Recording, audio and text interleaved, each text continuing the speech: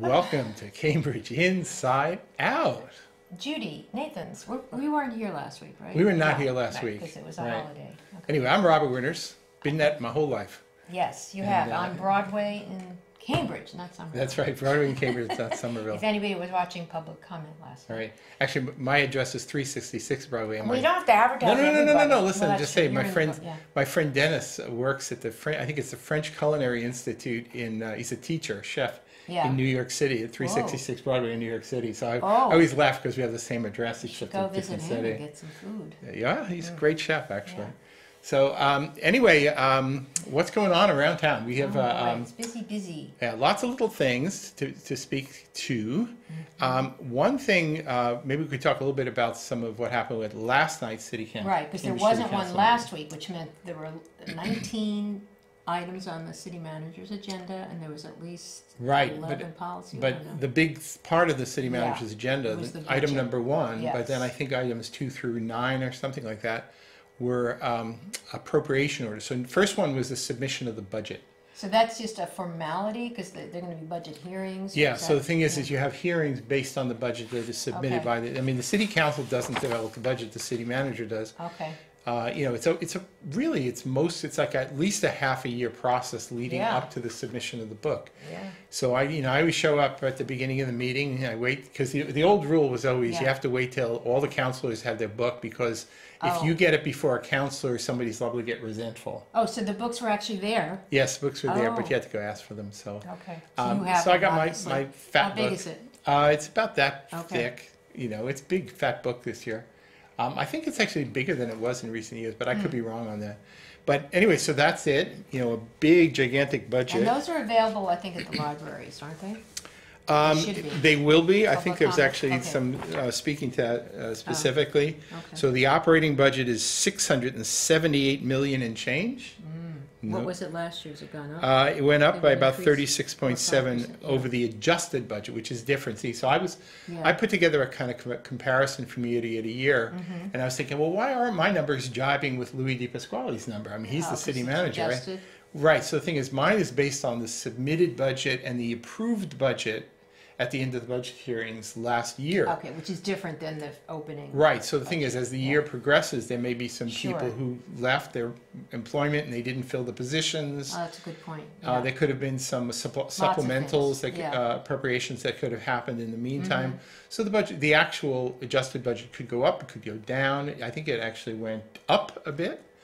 Consequently, so he says it's a 5.7% increase, whereas I had it as a 6-point-something% increase. Because it all depends on what you're comparing it to. But, it's not pocket change. It's pretty serious. There's a pretty sizable increase on a number of things, the school department budget being one of the bigger, a pretty substantial increase. I think maybe it was at 7% or something like that. A lot of other particular high priority items got budgeted. But, one of the things that, unless you've been following this for as long as I have, you might or if you were like an accountant or something, you might not appreciate. Love the numbers. It's tough to actually understand some of the numbers when you first see it. Tell me. Because there's the operating budget, there's the public investment budget, and then the capital budget includes the public investment budget plus all those other loan orders. Because what the city does in part is it just funds certain things, but then what it does is it goes and seeks bonds. I was going to say, they get bonds for construction and different things, right?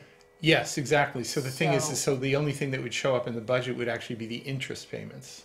Because a bond is kind of a loan, isn't it? That's right. So the thing is, if you got a gigantic project like rebuilding of a Tobin school, for example, that's hundreds of millions of dollars, you don't just include that in the budget, the public investment budget. You put in what the interest on the loan. You spread it out over, let's say, 20 years, and then you pay the interest. I think the latest bond issuance they got is about, because they have a very good bond rating. Is that what they mean then? Yes, so we get about 2.4%. Wow, that's lower than, which is pretty good. So homeowners. Yeah, it enables us to do a lot of things that I know might otherwise be difficult. Right. It's always a decision. I remember John Moot back in the old CCA days used to argue that we should be doing more things pay as you go, as opposed to bonding and indebting yourself. But then you would never get anything done. Well, the thing is, it's tough to do big projects. Right. So basically, you should only be bonding for the big projects. True. But we actually bond for some of the smaller projects too. Yeah. So, you know, 3 million here, 2 million there, you know, I don't know, should you be bonding? Honestly, when you have a really favorable rate, it's not such a bad thing to be bonding you for. Also, are you penalized if you pay it off sooner? You know, it depends on how you do it, but I think if it's a bond, the bond purchasers, they're expecting their income over a period of years. They don't necessarily want it to be dispensed with. Right. There are mechanisms, I believe, because I've seen some renegotiations that have happened in the past. When the city could actually get a favorable deal by, you know, at a lower rate. So they have sometimes done that, but I don't think they'll be doing that because they think they got a good rate now, and I don't think it's going to go down. I think if anything, it might start to creep up a little bit. There's a lot more money for housing initiatives in the budget, and there's other budget items that'll come in as supplementals a little bit later on for some of the other initiatives like Alana Mounds. Is universal pre-K in there? I think that's in there, but the thing is there may be more. And then there are some of the initiatives that they're talking about, but nobody's actually been specific about things about the arts and arts I thought programming. it was the universal pre-K, the arts, affordable housing, and what was the fourth one? There was like 4 areas that... Yeah, I mean, it's in the manager's message, you know, so, I mean, I actually, by the way, if anybody wants, if you don't want to take the big fat book, you can go to the city website and you can get I think it's about a 17 megabyte PDF of the entire budget book, you know, 400 or without so, all the 500 detail. pages. No, it's got everything. Oh, it's right. in the They book. also do make a smaller, like a smaller one. I've seen it in the library. Yeah, and actually what I do is I just print out like just the budget, the manager's budget message, you know, and some other particulars. So you can grab sections of it if you want to. So, I mean, it's interesting. I always remember some people who were running for city council, Brian Murphy in particular being one of them.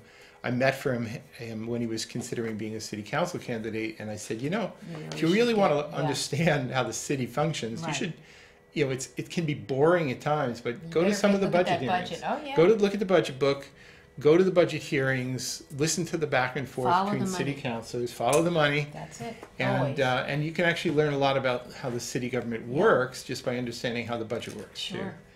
And now we have Louis DePasquale, who was the budget director for all those years. Now he's the city manager. So city manager, right? So he knows what he's talking about. Definitely.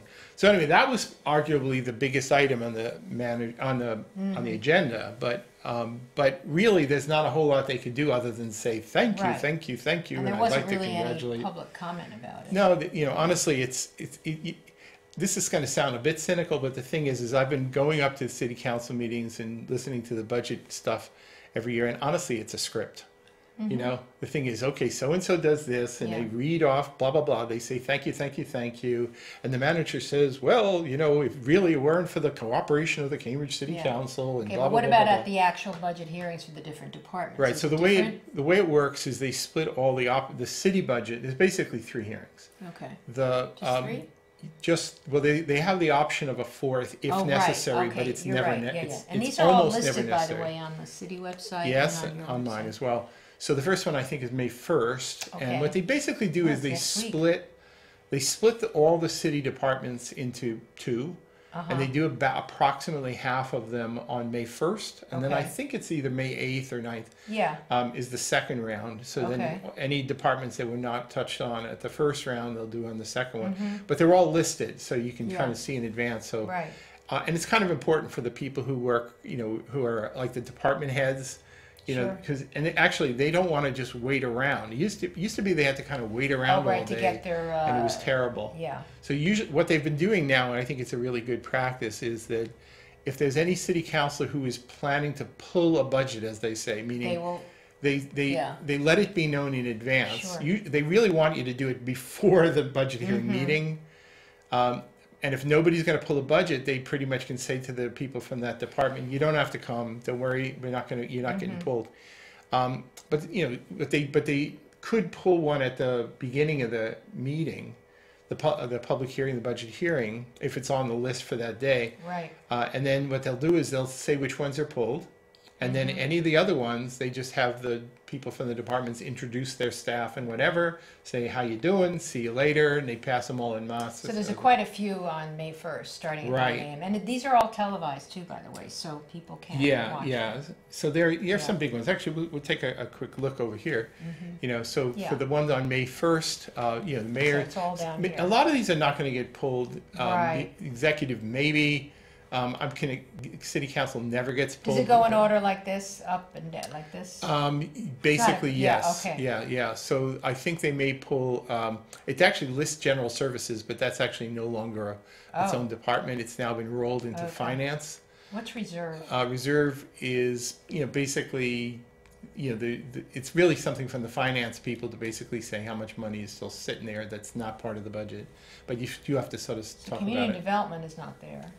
No, that'll be on the following. Because you have fire department, police department. Right, so pretty much guaranteed the ones that'll be pulled will be things like information technology. We'll talk about why aren't we doing broadband. Sometimes the law department. Public celebrations, because that's the Arts Council, is almost it's usually pulled, but not necessarily.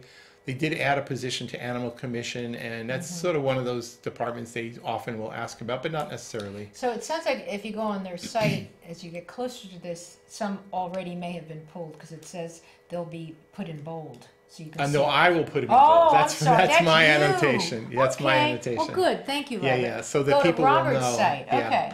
So then when is so I'm pretty certain that they'll do fire department, police department, traffic and transportation. Basically the ones at the back end. Election commission almost always gets pulled. Oh, yeah. All right. So everybody else will be told they can go home and that'd be fine. And then I think it's on May 8th. No, it's May 7th. Right here. May 7th. Okay. Then they'll do the other departments that weren't pulled. And I can guarantee you they'll pull Public Works. Maybe cable TV, because I don't know. They may. Community development guaranteed. Sometimes historical commission, especially if they got something in the works.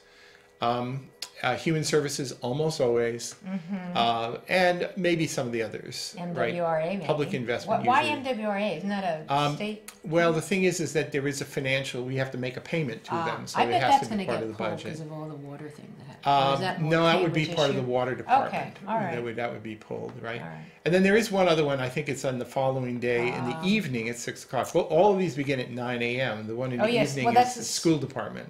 No, but that's a school choice. Meeting. No, that's different. So on on May 8th, I think in the evening. You're right.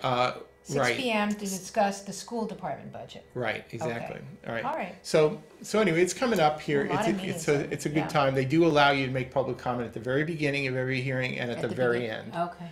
So, you know, you get two bites of the apple. I bet the cable TV might be pulled because I think a lot of councilors want all the committee meetings to be televised. Maybe that'll come up. I don't think they really need to do that as part of the budget hearing because they think they said there's a city council order saying we'd like to do that. And they haven't gotten the report back so yet. the manager will come back and say okay or maybe no and whatever, and that'll be that. So you know, I don't think it affects the budget in any way. It's just they might see that it's 1.7. You know, I think when Marjorie Decker was the chair of the finance committee, she was pretty good at enforcing a rule, which is that she only wanted councilors to ask questions that were specific to budget matters. That's a good point. And you not can't bring up operational issues or matters. Operational. That's a good point, because otherwise they'll go on forever. Right, but councilors just are tempted to do that. So if it's public works, they'll say, well, Mr.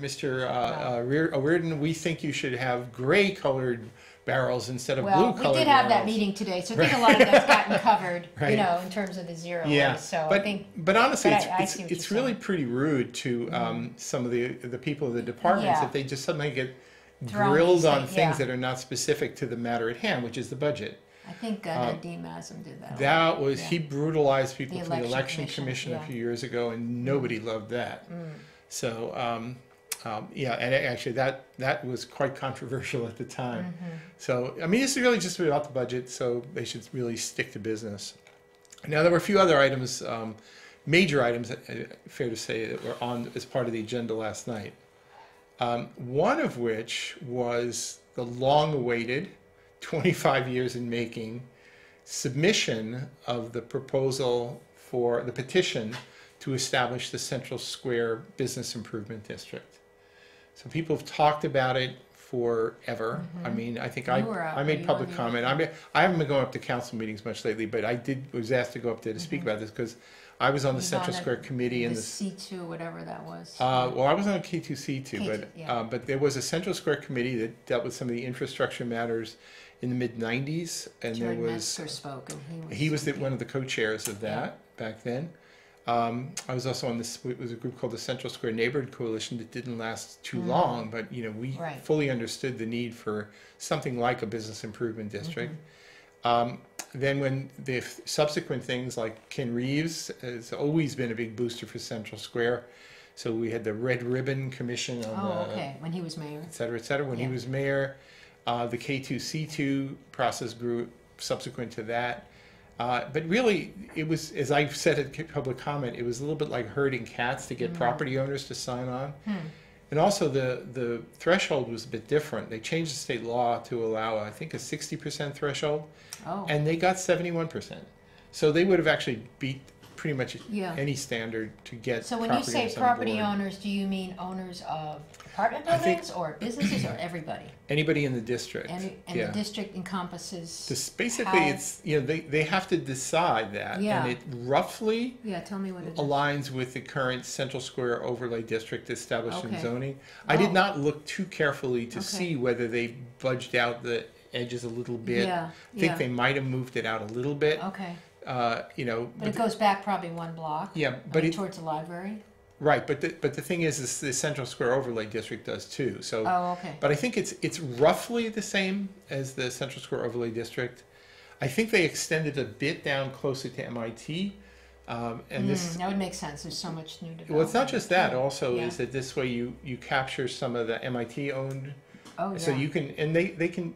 And they were quite honestly, they can pay. So the right. thing is that you get more ownership that'll buy into the whole I didn't project. realize they owned some of those whole blocks that were Flower Bakery. They own that. I think that whole area. They owned a lot of them, but some of the properties are done on these like extremely long-term leases. I understand that, but it's still MIT. And Harvard does the same. Harvard's great. They maintain the option of one day utilizing it for university purposes. Right, but they recognize the need to have. But in the meantime, for MIT, for the arcade thing. Well, to put in. Oh yeah, but in the case of MIT, there they had this big 2030 plan that basically, they need to upgrade a lot of the infrastructure of the original campus, and it's a very pricey business. So they owned a lot of properties and assets. Then Kendall Square, coming up to Central Square, and they said, these are non-performing assets. If it's just an empty parking lot, it's not doing much for anybody. So they said, let's allow for a 20-year or more land lease so that you can have Novartis or whatever operate there. And then, at the end of that period, MIT could take it back. So they own that too? They own that plot? They own the land under some of these properties. Then they own, we went on that little tour last week, remember? Yeah, MIT is a little bit different than Harvard in that MIT was established back from its very beginning to work hand in hand with industry.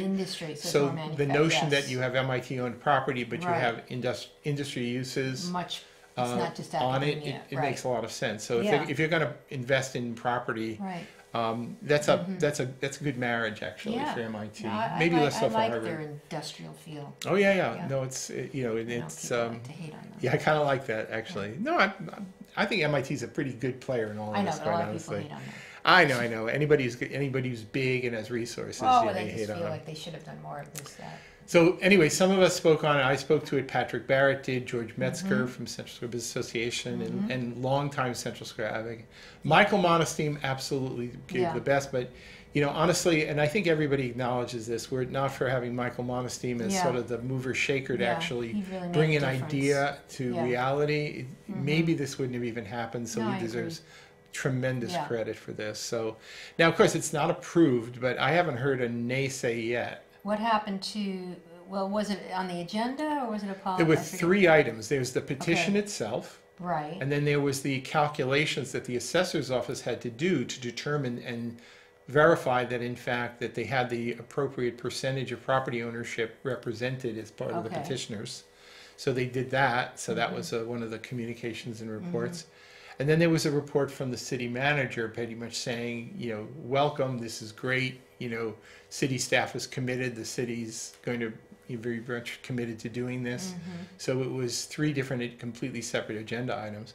The next step, by the way, is now that it's been accepted, there will be a hearing, I believe, on June 10th as part of the City Council meeting, 6:30 p.m. On it. And presumably, by the end of June, the City Council will vote, presumably in the affirmative, to establish the Business Improvement District. Something which, honestly, if you asked me 10 years ago, I said, that'll never happen. It's a great idea, but it's like herding cats. It's never going to happen. So it's going to happen, I'm pretty certain right now. And I think from what I hear, the Central Square Business Association will be the sort of major player in the Business Improvement District. You have to kind of set yourself up as a nonprofit entity to do this, and they're already saying when they fire the starter's pistol in July 1st, and this is established, they're going to be putting on events. They're going to be right in work. So what does it exactly mean in terms of the property? Do they have to then pay into a fund? Yes. How does that work? That's the reason why you need so much affirmative buy-in. response. Right. Okay. And So then what is their responsibility? Basically, they kick in money into a fund. Based on how big they are? It is related to what or percentage, yeah. And I think is that some of that is actually in the bid documents, and I haven't read them. And who manages the fund? The nonprofit. So it becomes So would it be the Central Square Business Association? Or No, do they have to create a new they're creating entity? a new entity, but I think many people kind of understand that the Central Square Business Association largely becomes secondary once they establish this. Yeah, because it seems otherwise you have too many people doing the same thing. Yeah, so I think they'll have to, because hopefully. you still need an two entity. executive directors, that would be crazy. Probably pretty crazy, right? But you still need an entity that Yeah. will do lobbying for things for Central Square, and Right. maybe the nonprofit can't Well, they play could have that a different role. arm of that, like Planned Parenthood has Yeah, lobbying I mean, and you it has create- a foundation. But you whatever. create, so you create, there's two Yeah, separate entities, okay. but So in it's terms all of the possible. management, which means, additional cleanliness, So what does the city additional have to do? maintenance, the city commits to, it's, in principle, the city continues to do all the services they're That doing they already today. provide the sweep cleaning or... So they do all that stuff, right? But the thing is that, so the Business Improvement District adds on that. The city doesn't program events, so the bid would do that. But in terms of being responsible for cleaning up at your curb, I mean, that would be the business. It's encouraging the businesses to take care of their own spaces. I mean, too, there are some, well, I would hope that they would do that, but Anyway, but the thing is, if I was a business owner and if I paid a large sum into Business Improvement District, I might have some expectations that they could actually do something more of a central hiring of. So maybe they have to hire some a of that. private person to do it. Yeah, I mean, look, a lot of this is unknown, but Yeah. it's not out of the question, for example, in the wintertime, rather than have all the individual businesses shoveling their sidewalks, you have a subcontractor, comes out of this and they fund. actually can do that. Yeah, that's a good point. And again, I'm not saying that's what's going to happen, But that makes sense. it's the type of thing that The can happen. idea is that you are consolidating your needs into this there was a one lot of entity. reassuring that no, this is not. We're not going to try and chase the troubled people out of Central Square. Because when New York, that was Nancy Ryan. I mean, I think when people were first doing this, is sort of to clean up the downtown area. That's what they heard. They might, so that was sort of the perception. But well, there's going to be.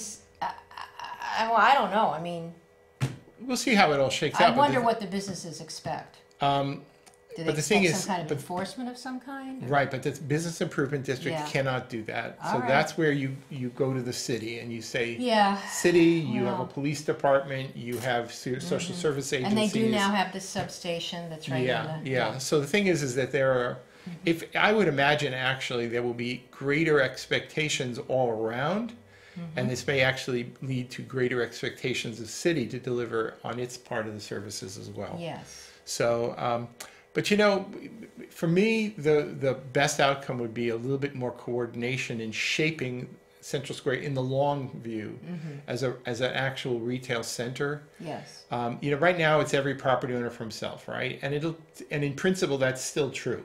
The Business Improvement District can't say, we want you to make this person, this business your new tenant, whatever. They can't dictate that. No. But the thing is, they can help to coordinate it. They can say, well, what are the missing needs within Central Square?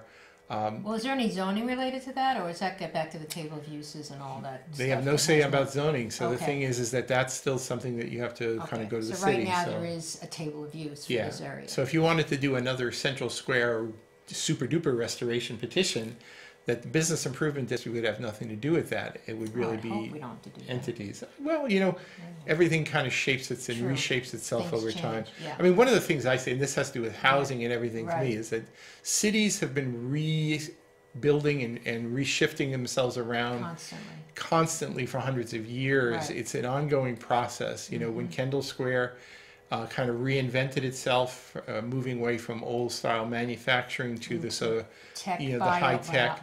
You know, it changed the job base. It changed the people who wanted to live here. These are things. You know, cities change. You know, what I don't like is when people start trying to preserve just for the sake of preservation. You preserve because you want to protect people, but you also have to acknowledge that cities are evolving. You know, and you know, and in a funny, ironic twist, to me, the evolution I would most like to see in Central Square is sort of a devolution to kind of bring back some of the better aspects of Central Square during its heyday as a real family-centered shopping district. Hot dogs. You know, I mean, the thing is, other than that, you know, well, the future is going to be nothing but bars, restaurants, and marijuana Well, you shops. do have the H Mart, and you do have Target, and that is I guess better than not having any of that. Right. So the thing is that to whatever degree you can coordinate and build on that and have things sort of work. CCTV. I mean, we really. No, we have and I think everybody understands this. We've got a pretty good base to start with. You know, we just want to improve. But we do have, I mean, that big empty space still on Prospect, right across. There are some tenants possible coming. Now, I don't know if the leases have been signed. I mean, that's been problematic. There's where old CCTV used to be. I think before a few months are out, those will be fully rented. I hope so. Well, work bars including one. I would love to tell you what I know about this. You can tell me in private. But something like really nice maybe coming on Prospect Street. Not a tattoo parlor, I hope. They've got multiple tattoo parlors. This could be something great. By the way, speaking of, I'll say one quick thing on Central Square before we end here. This Sunday, 11 to 6, is the Mexican Street Food Fair. Is that going to be on Prospect Street? Oh, Prospect. Yeah, Prospect. So. I don't know about that. Anyway, we'll take a break. I'll see you back in a few secs.